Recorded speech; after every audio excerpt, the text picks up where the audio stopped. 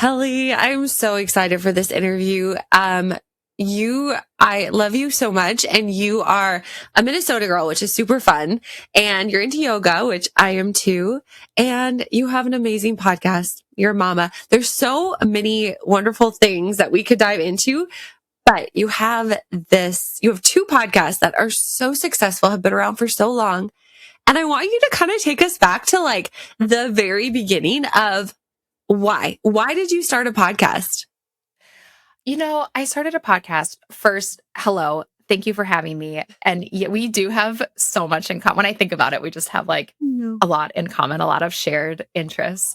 And I'm excited to chat about that. But going all the way back to the beginning of the podcast, I actually started it because I had a yoga studio in Missouri. We lived in Missouri for a little bit because my husband was in medical school. He was in medical school for a really long time, but we moved a lot for different parts of his school. And so the first move that we had was to rural Missouri from Minneapolis the first time.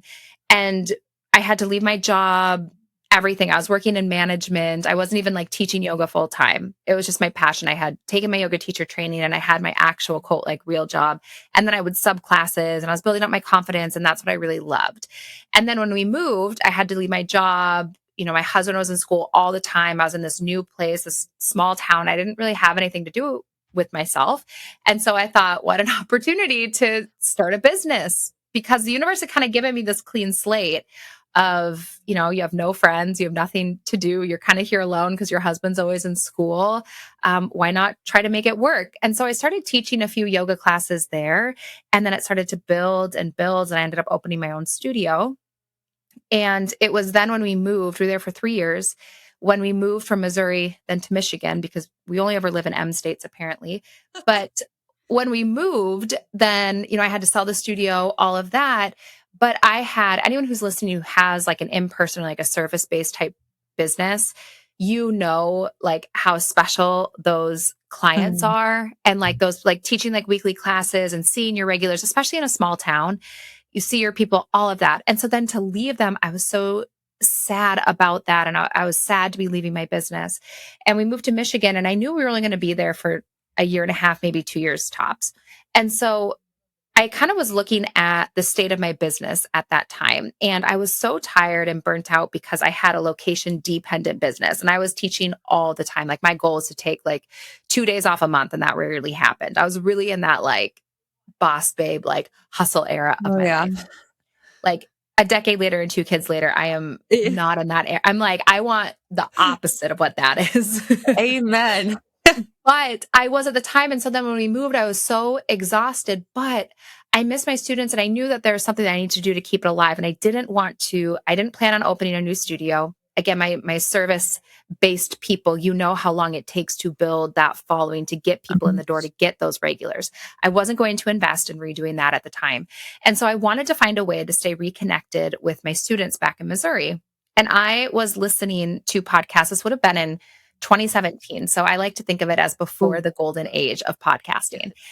And I was listening to a few podcasts and I was trying to figure out just the actual logistics of creating. I knew I wanted to create guided meditations because part of my signature style when I was teaching was like a little bit of a guided meditation at the end in Shavasana. And this was something that my students had kind of gotten to know me for.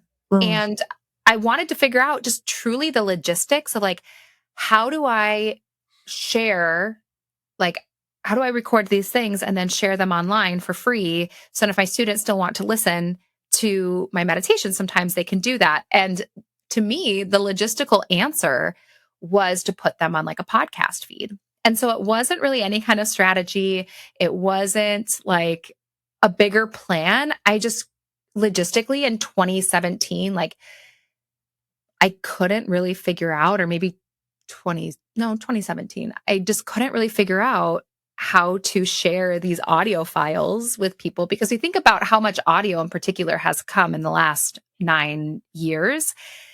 And the hardest part there are 2 things that were the hardest part about podcasting at that time, which was actually getting it set up. I don't know if you remember, Kylie, like the logistics, and there wasn't whatever Spotify for podcasters where you could have any audio file and have it up and all the places in like a day or 2. This was a really logistical, like tech heavy process to get like your RSS feed out there and doing it.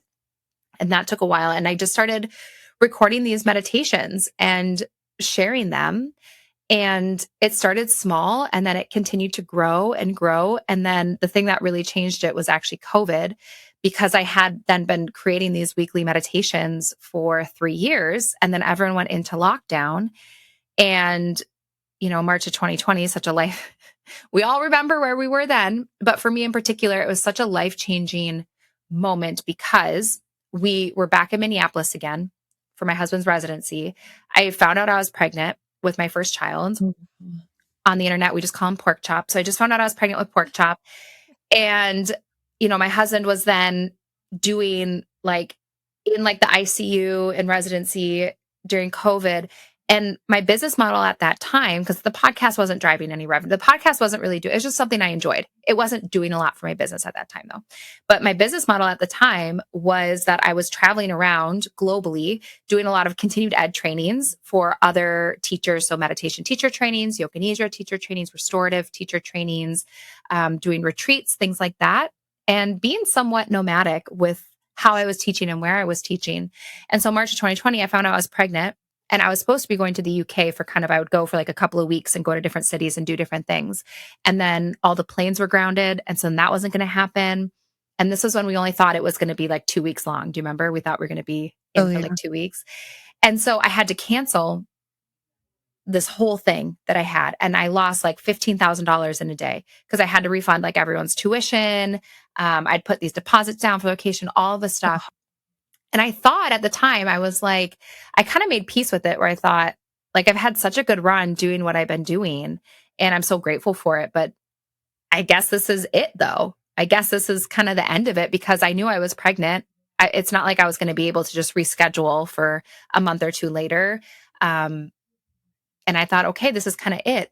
And then the next day, because I was trying to keep my routine kind of regular, I've always kept track of my stats every single week.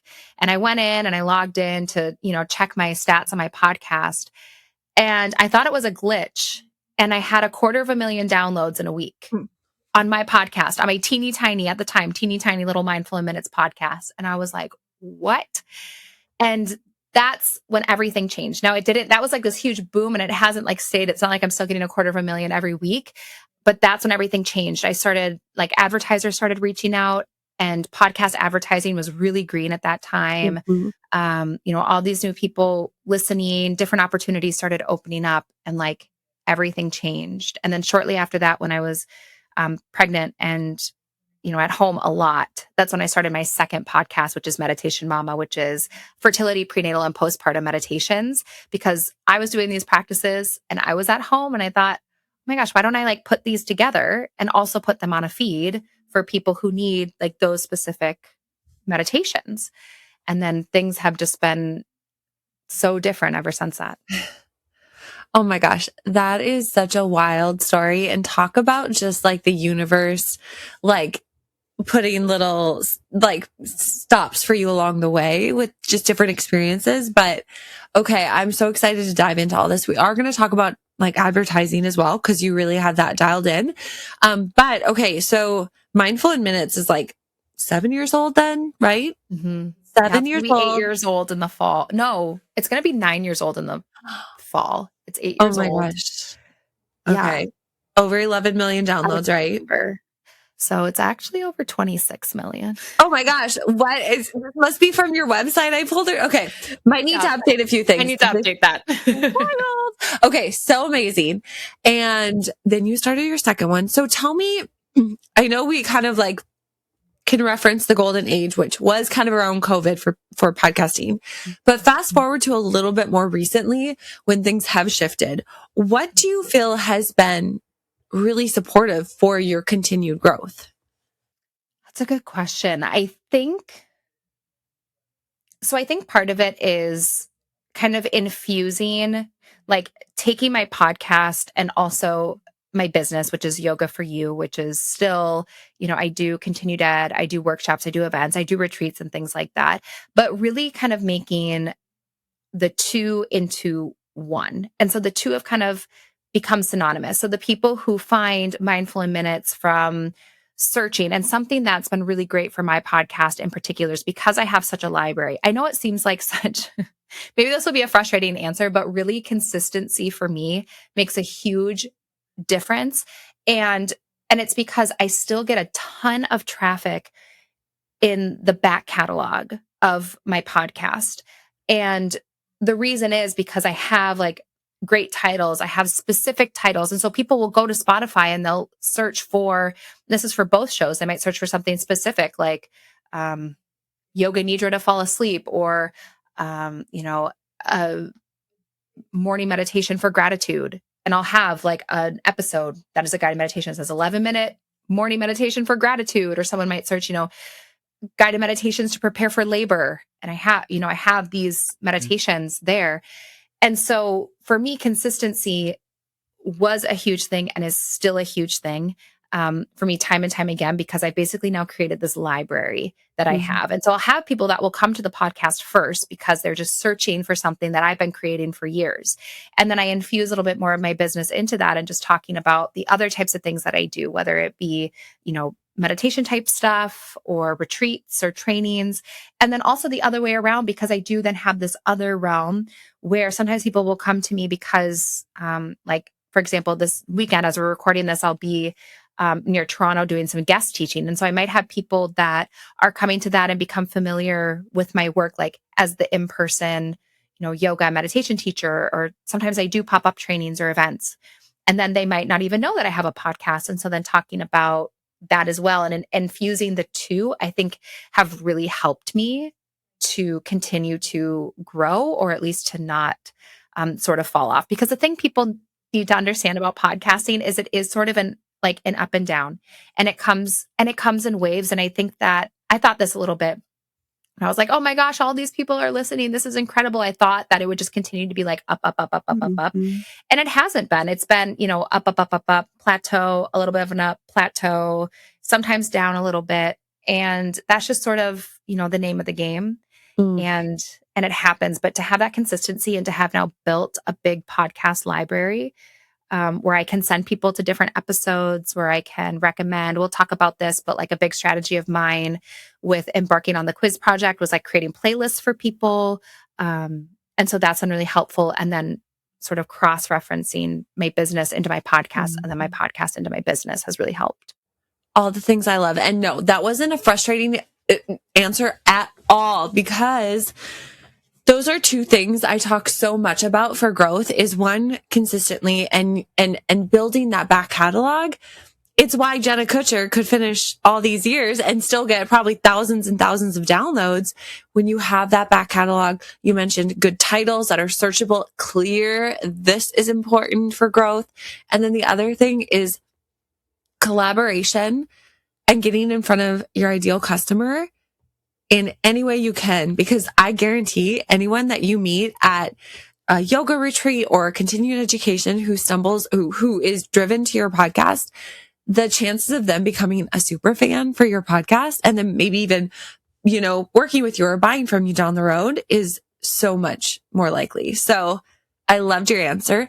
One thing I would love to hear a little bit more on, and I was going to ask this further on, but you're kind of bringing it up now, is you are a mom of two young kiddos, and you are home with them at a portion of the week, and you have a husband who is a doctor, so not like the most flexible schedule.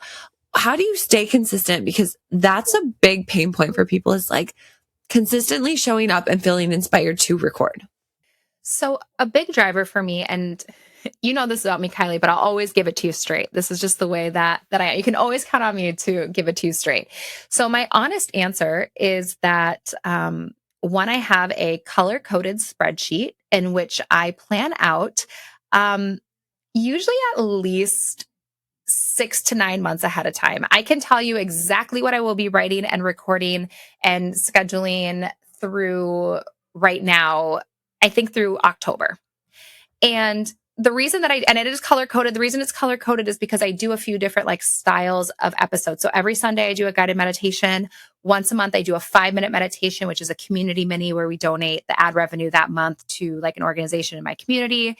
And then 2 times a month, I do a longer episode, which is like what I call like a freeform episode. And that's where every once in a while I'll have a guest on, but a lot of times I'll just dive deep into a particular topic. So like I talked about, like what is actually a regulated nervous system, or I recently just did one like what is actually grounding, because people think that it's like you go stand outside barefoot for 20 minutes. That's actually a practice called earthing, and it's one type of grounding technique. And so diving into something that like people might be familiar with the term, but they're like, but what exactly is it? And I love to do those deep dives. It's probably the neurodivergent woman in me, but I love to do those things. And so I plan out, I'm very methodical about how I do my podcast. And so, for example, I'll start with maybe some of the freeform episodes, because those will release on a Wednesday. And then the following Sunday, that guided meditation will always relate back to the theme of the freeform episode. So I start by planning some of those out. I know that my most popular topics typically are sleep meditations, morning meditations, nervous system meditations, and anxiety. Those are like the 4 really big ones. And so I make sure that every month I have one of kind of those heavy hitters. And so usually what that means is there's, one of each quarter. So I'll go through and be like, okay, well, I'll do morning this month and I'll do sleep this month. And I start to plot those in.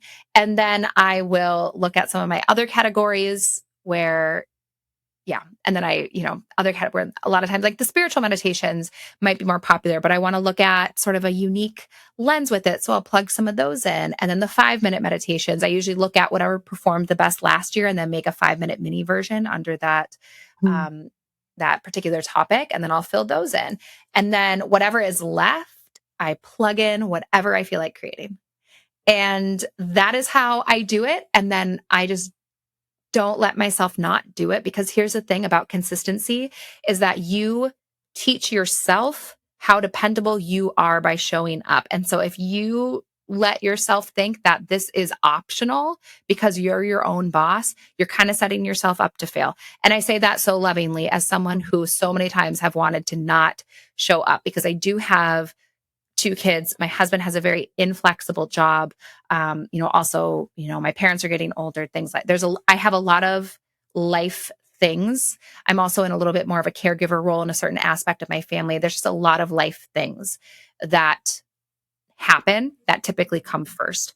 And so I be really methodical. But you basically teach yourself whether or not you're dependable to you. And the way that you do that is by doing the things that you say you're going to do for yourself. And that's how you learn that you can actually depend on yourself and that it's not really optional. And then the other piece of this, which is the very honest answer too, is that I do have my podcast monetized, and the revenue that I get from my podcast being monetized is a big piece of my business. Again, that also fluctuates, a lot of ups and downs. But to me, that's like, if I don't show up, I don't get a paycheck. And that's important too. And so I do recognize that it definitely is harder to show up, because here's the thing is that I think you need at least 2 years under your belt before there's something around that 2-year mark with podcasting where it seems like, but you can chime in, Kylie, as to whether or not you've seen this with your own clients, but there's something about you need to be in this for like 2 years consistently making like no money. And there's something after that 2-year mark where it seems like things kind of start to, catch and change a little bit. And so when people ask me if they should start a podcast, I always tell them, like, if this is something that you're willing to do and put in all this time and effort completely for free for at least 2 years, then yes, absolutely. But it is harder to show up when you are, putting all this time and effort into it for something that actually usually costs you money, because, you have some upfront costs.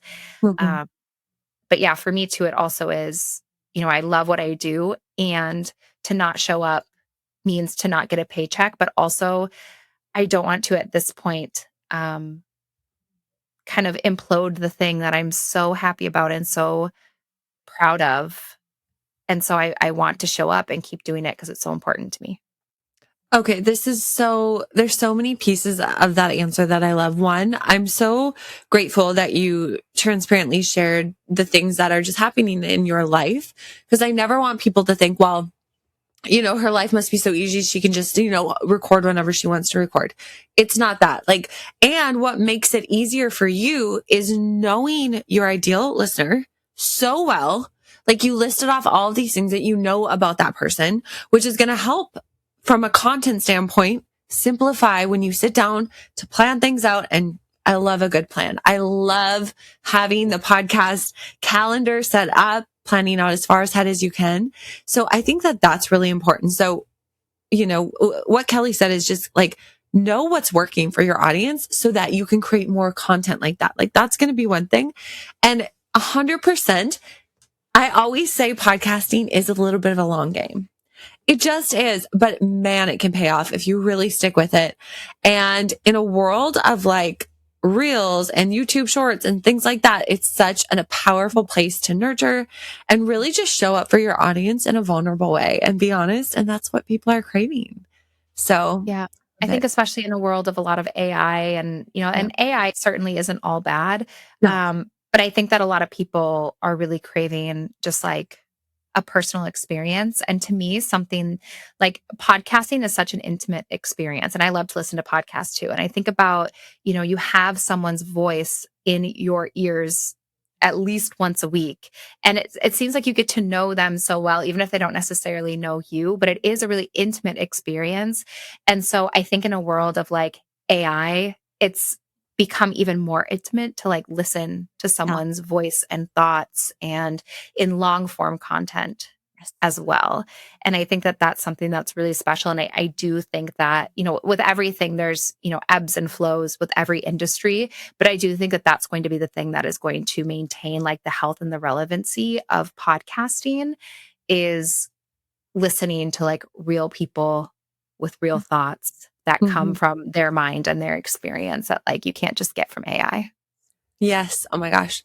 I just recorded an episode before this one about like the 5 things I learned being in a room full of female podcasters. And one was like the realness and keeping the realness in the podcast, like a kid breaking into your room while you're recording and having to answer the question. And then, okay, we're back to it. Okay. I want to actually hop over to talk about the quiz. You alluded to this a little bit. You were in my beta mastermind last summer, fall. And a big part of that was putting together a quiz in the way that I like to support people in putting them together. But before we dive into all of that, how is the quiz doing? Like, give us some numbers if you have them. Of course I didn't prep you for this. No. I'll pull them up for you. And I know you had some goals and I did have some goals. And so I will, again, I can, you can always count. What is the name of the software again? Interact. But I was going to type in Intuit was in QuickBooks. Oh, I might be creating my own quiz app. So stay tuned so everybody can move over. Ooh, that's cool. Okay. TBD with that, but I will tell you, so I had, so my main objective with the quiz, and this is something that Kylie and I had talked back and forth a little bit before I even joined the beta, which I highly recommend if you want to do a quiz. I do recommend work with Kylie. Do it. She's really great and you will like get it done, because my biggest struggle for me is getting things done specifically because of time constraints. So I maybe work 40 hours a month. And the way that I work is because my husband, like, I don't know, maybe this is like TMI, but he works these big blocks. So he will be like, he works like 7 on, 7 off. So basically I'm like a solo parent for a week. And then the next week, then I have time to kind of do my work. And so I kind of, maybe work 40 hours a month tops, and then, do all of these things within that time. And so one of my biggest struggles in life in general, but professionally, is getting things done, specifically new projects done. So this is something that I had wanted to do for a really long time, because the vision that I had was to basically start to categorize my podcast. So I have now, you heard me list off all the different types of episodes and things that I have, but I have, I don't know, maybe 600 or 700 episodes at this point, because I've been doing it for so long. And I know that specifically with my podcast because people are listening to these guided meditations, but the way that people do guided meditations. And I want to actually circle back really quickly to what Kylie said about knowing your ideal customer. One thing I want to add to that is I find it so useful to let the data speak for itself and to take the ego out of it, because there's definitely times, there's meditations that I love to create, and it was great and fun for me to create. And it's like crickets. No one's really listening to it. And that's okay. But I'm going to take my ego out of it. I'm going to say, okay, that either that particular style or maybe that topic or whatever it was, not as much of a slam dunk as what people are listening to. And so, especially for those first few years, when you can really experiment, take every single week, take all of the data and use that as data points to then continue to refine what's working and what's not working. And so the way that I've gotten really methodical with it is because I now have over 7 years of data to pull from as to like what's working and what's not working, or what people prefer and what they don't prefer, which is really, really helpful.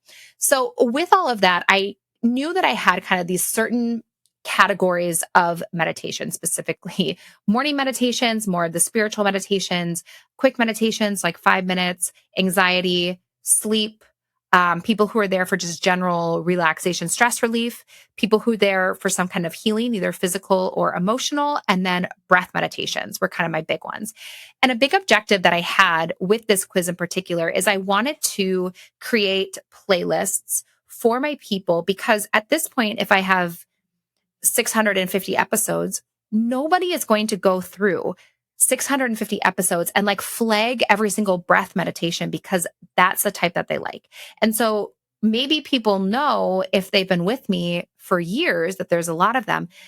But also, if someone's just joining in because they happen to search for morning breathwork meditation and stumbled on one of my episodes, they're not going to go through 650 episodes and find all the ones that are their preferred style and topic. So I wanted to create a system where it was, one, a much more streamlined experience for my listeners. So once they take the quiz and they kind of get tagged with what their meditation archetype is, then if a new meditation gets released under that archetype, I can kind of, send them and flag it and be like, hey, a new sleep meditation. But also I wanted to pull some of the older episodes and put them together, like ones that they maybe hadn't come across yet that were within their preferred style. And so what I did with that is, after I created the quiz, and let me tell you, it was a lot of work. Okay. It was a lot of work, but it was worth it. And the reason it was a lot of work for me in particular, and Kylie and I talked about this, because I was like, Kylie, I don't think you're going to like what I'm about to tell you, but I'm going to do it anyways. I was like, I'm going to do, I don't know what it was, 7 or 8 results. 1, 2, 3, 4, 5, 6, 7, 8 results. So that meant like building out the quiz for 8 different results, 8, results pages, 8 nurture sequences, 8, everything. And I was like, but I'm committed to this and I'm going to do it. And it was definitely worth it. And so I've only done, it's still on my to-do list, because again, sometimes I struggle to take on new projects. I do want to start running some ads to this quiz. I haven't done that yet. I want to run some ads to this quiz and see what that does, and if that doesn't drive some new cold traffic to my podcast, but only from my warm audience. I've had about 1,200 people take the quiz, which I was happy with. I wanted 1,000 people within the first 30 days, which I think I got. And the thing that's been really interesting in particular is seeing the results. And so, and I'm curious your thoughts on this, because I have a theory about this, Kylie, because I know you're also a meditation person. So my top result is the mindful morning meditator. 21.4% of my people were categorized as a morning meditation person. Now, I have a theory, because when I cross-reference that, is this like the nerdiest episode that you've ever had, Kylie? I love this conversation. But I'm like, so fun. I take this data, and then when I cross-reference it with that data, this is like, no, my audience loves this. Trust me. This is the unsexy part of podcasting, and also any of just my business owners, my entrepreneurs out there. The more that you take your ego out of it and you let the numbers just speak for themselves and look at it with an analytical mind, it is truly going to help you. So I took this information and then I cross-referenced it to my top performing episodes over the last few years, because also there are trends within relevant topics. So I didn't want to look at it for like the last 8 years, because, for example, like nervous system, we weren't talking about that when I started this podcast, but now those are like hot. People want, they are in it for the nervous system. And I love that. But I wanted to cross-reference, and I would say in my maybe top 3 morning meditations are in there, definitely top 4, but I wouldn't say it's my top one. My top one is usually a sleep meditation. So I looked at this data when I referenced it. I came up with a few different theories. One is I am suspicious that someone who tends to also be a morning meditator type person might be someone who values a morning routine, might be a little bit more type A, and is also more likely to take a quiz like this to understand themselves better. So there's that. So I wonder if part of the reason why, in particular, morning did well for this style is because, I don't know, that type of a person likes a quiz. And then spiritual meditations were the second one, which surprised me. Mm-hmm. And it was really interesting. But the more that I think about it, because there are particular meditations in like the spiritual category that do always do well, I just had never really like categorized them into one. But I think what my top performing category across my data on my podcast is sleep meditations. However, I have a theory about that too, which is where I sit and I think a lot. I might only work like 10 hours a week, but let me tell you, I spend a lot of time driving in the car, like to preschool drop off and pick up and sitting in that line and thinking and contemplating. And I like to meditate. And then after my meditation, just, sometimes your mind wanders. But my theory about that is because a sleep meditation is something that people incorporate into their daily routine. And so it might be the same people that are listening to the same episode every night. Because sleep meditation was actually in the bottom half of my results. But anyway, so I found that to be really interesting. And yeah, I've had about 1,200 people that have taken the quiz, which I love. That is just from organic traffic. And things that I could be doing better would be talking more about it on the podcast. I don't do that as much to continue to remind people because, of course, you get that big boom right when you launch it. And it's like fun and exciting.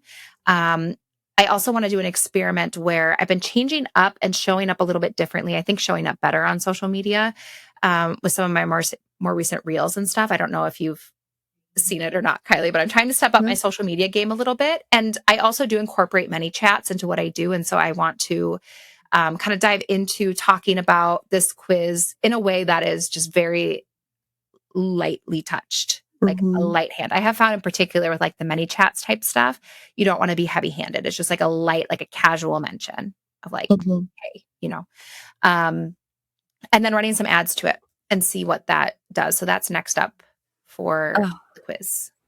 Well, it's so exciting. And I love that you're going to run ads. But the cool thing is you already have it proven that it is working. And that's when ads will work so well, which is so exciting. So I'm excited for that because another thing I want to say is that my client, Savannah, who launched a year ago in April, she launched her quiz, launched her program in September, had like a 77% revenue increase with 68% of people coming from the quiz funnel. She just messaged me last week and she said, okay, we're a year in. I've had 10,000 people take the quiz. 8,500 people are on my email list from that. And, she does. So of course we had a big boom right away. And then she's been running cold traffic ads, which the CPL is so low because people love taking quizzes. And, so I'm so excited for you to do that. Also on the buckets or the results, I agree with you. I was thinking the same thing. I'm like, when somebody wants to go and do a meditation for sleep, you're not like spending the time. Like when I have a sleep meditation, I have a hypnobirthing meditation every day. It's the same one. Like I'm not looking for a new one. You know what I mean? So I think that could be it.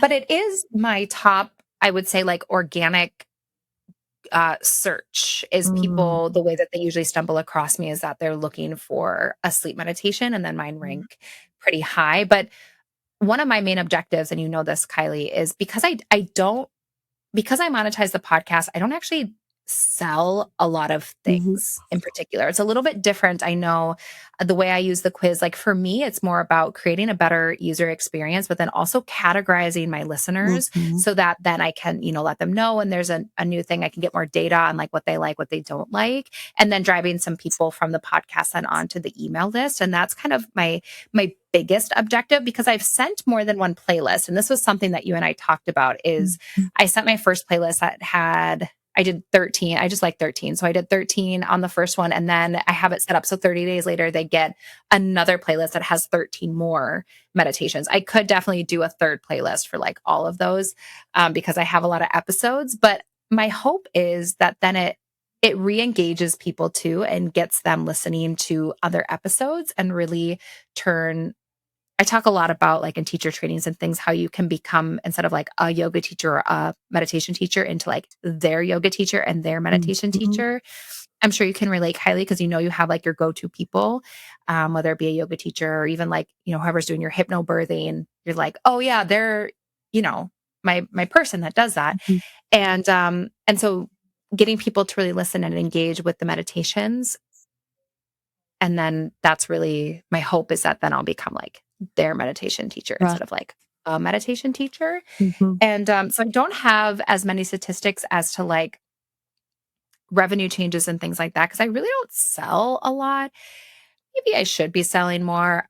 I don't know, but I don't. And and so one of my main objectives was just to create this better experience and to get a little bit more action on some of the older episodes, which I do think it's been helpful for.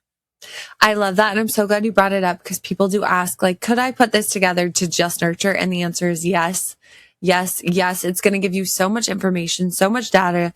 It's such a unique, wonderful way to nurture people and get them on your email list than just have them listening to the podcast. And then who knows what the future holds.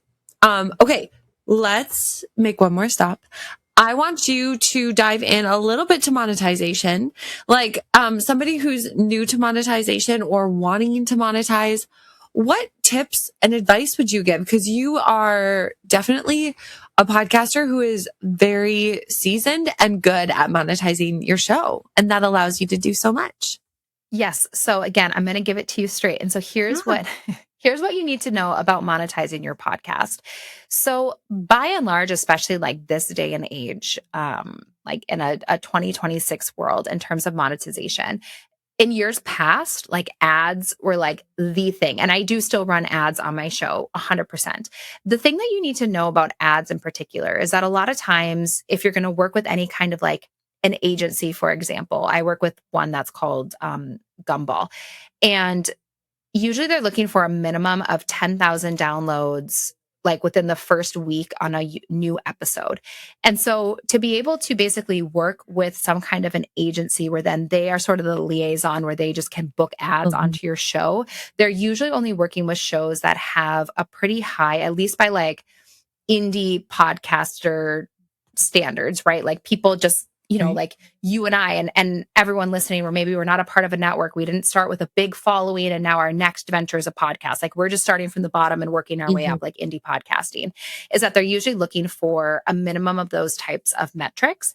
And then you can charge a CPM, cost per milli, but it's basically like how much you can make per 1,000 downloads. So the thing that about ads, and then I want to talk about some other ways that you can monetize because that is more what I recommend than ads. But I think ads are the thing that people are the most intrigued by because we hear them all the time on the big shows. And we're like, how much money are these people actually making? Yeah. So the big shows are making a lot of money.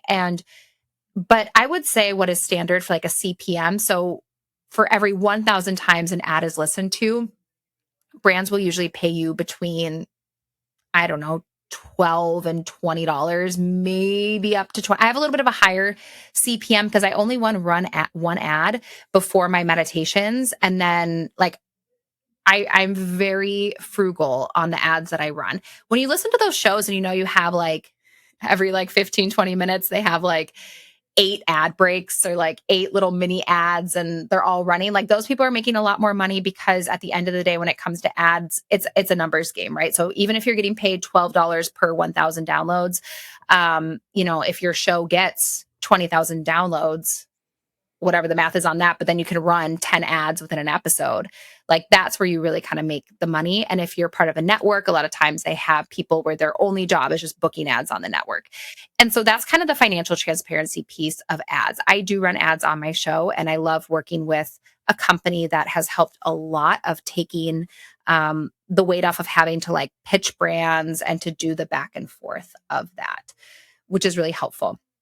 I don't actually recommend, I don't feel like that's the way for an indie podcaster to really make a financial impact right now in podcasting. Also, the trend right now, because how ads do and what kind of a CPM you get does correlate with like the general economy and things like that, because marketing budget is usually the first thing that gets slashed, or one of the first things that gets slashed. I started monetizing my show really early because I was there with the big boom. And like I was, I think, the original show, or one of the top first 3 shows that worked with BetterHelp to put ads on there, because they were like just starting, and it was like an individual, and it was a whole thing. There was this big boom of people kind of being like, you know, we want to get into podcast advertising. And I was working like individually with brands, and it's really changed in the last like 6 years how that all works. Other ways that I think you can monetize your podcast is to really use your podcast as a way to get people to know you on a deeper level, so that then when you have some kind of an offering, for example, like for me, my retreats that I do, I would say like 80% of the people that come are usually podcast listeners. And it's because they've been practicing with me weekly for years. And so then when the opportunity comes to do a week-long retreat in Costa Rica, for example, those usually fill up pretty quickly. And it's because we've been building this relationship for a really long time. And it's hard to know. Again, they always say we're in like in a trust recession. I think we're in like the trust Great Depression in a way. And so when you listen to someone's podcast and you really get to know them and their motivations, you understand like why they do what they do, why they're creating what they're creating, that makes it so much easier for people to get to know you and to trust you. And then when they're ready for whatever it is that you're offering, I've had people that, just on my last retreat, I had someone who's been listening to my podcast for 6 years. And this was the first retreat that kind of worked for them. And they've been wanting to do it, but the timing just never worked. And so, 6 years later, it worked. But when they're ready, they'll know exactly who to go to, because they already have that relationship with you. I've also seen some, I don't even know how to categorize these, but I've been on other podcasts, and sometimes I'll like pitch other podcasts and say, hey, like, I'd love to talk about this, whatever, whatever. I do know that people charge for interviews. And I do know, and I did not know that was a thing until someone responded and they're like, we'd love to have you on the show. It's a $3,500 fee. And I was like, oh, I didn't know that was a thing that you could do. I've also gotten rate sheets back of, we'll mention your product for this much. Like there's other ways that people are monetizing. But I would say really building the relationship and then creating something that solves one micro issue for your listeners is a great way to start monetizing. And so if you are a therapist, for example, I don't know, you're an EMDR therapist, and you think about what is like one micro issue that people come to me time and time again, or what's the most common question people ask about EMDR therapy, right? Is there something that I can create that's a low lift, maybe not that expensive for them, but it'll solve one micro problem? That's usually the train of thought that I want to go down when creating something that then I can offer to my audience to monetize in that way. So for me, one thing that I do, I have a mini course that's called Mastering Guided Meditations.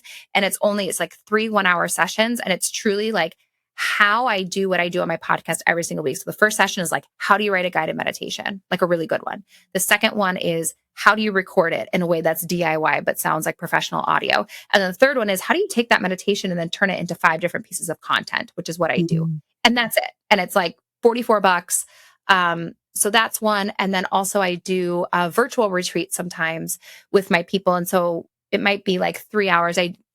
Sometimes I pre-record, sometimes I do it live, but I do like a New Year's Eve one every year that's pre-recorded that I share with my audience. And then it's like, it solves kind of this little micro problem for them of like, I want to have this meaningful experience as I change into the new year. Us in the meditation space, like we really like the whole like, new year, new me, like set intentions, wipe the slate clean, make a vision board, all of that. Yeah. We love it. And so I do that every year, and it does really, really well because it's solving that one kind of micro issue as to like, how am I going to have a really intentional, positive New Year's Eve that works towards sort of my bigger goals. And so I do that. And I think those are more the type of ways that I would recommend monetizing a podcast. You can be making just as much doing things like that than you can be making. Because when you think about it with the math, if you get like a $15 CPM per every 1,000 downloads, even if you get 10,000 downloads, you're getting $150. Yeah, You I could know. just sell a $50 product 3 times and not have to bother your audience with ads, for example. Now, what I think the sweet spot is doing a little bit of both. And then once you hit that threshold and you can kind of, have the size and maybe where you have the traditional monetization piece of ads. And, I don't be too heavy handed with it because I do think it kind of cheapens the product in my opinion. But then also having things that then help to solve micro issues for your audience, I think is really the way to go. Oh my gosh, this is so good. And I just like everything you're saying. I'm like, yes, yes, yes. I always say that I'm like, people, yes, the monetization, the ads are very attractive. But if you have the trust of your audience and then you sell them something that you offer that is so what they need, you're going to make all of that, obviously without processing fees and whatnot, but you're going to make all that versus working with that. So I love it. The goal is eventually to use both, but such a wealth of knowledge. Kelly, I feel like we can continue to talk. And the cool thing about you and I is like, yes, we love podcasting and we're just like so into marketing and business. So who knows, maybe we'll have to do a version 2 down the road, but tell people where they can find you and you have to tell them where they can go take the quiz so they can get a personalized playlist. I love it. So you can, if you would like to learn about all things meditation, mindfulness, and beyond, or listen to a guided meditation of mine, I would love to have you over on Mindful in Minutes. If you are in the fertility, prenatal, postpartum portion of your life, I would love to see you over on Meditation Mama. And then right now, if you head over to yogaforyouonline.com, even the main page, I have a pop-up, or I believe you go to yogaforyouonline.com/quiz. And it'll take you there and you can take the quiz. And if you're wondering what kind of a meditation archetype you are, you can find out and then you will get that personalized playlist. I love it. Kelly, I'm so grateful you came in, that we collided worlds just over a year ago. And it's been so fun to see what you've done and just the magic you've created. And your podcast is such an important podcast for everyone. So thank you for being here. Thank you for taking time with me today, and can't wait to see what you continue to do. Oh, thank you so much, Kylie. I'm so grateful that we worked together and that we got to chat today.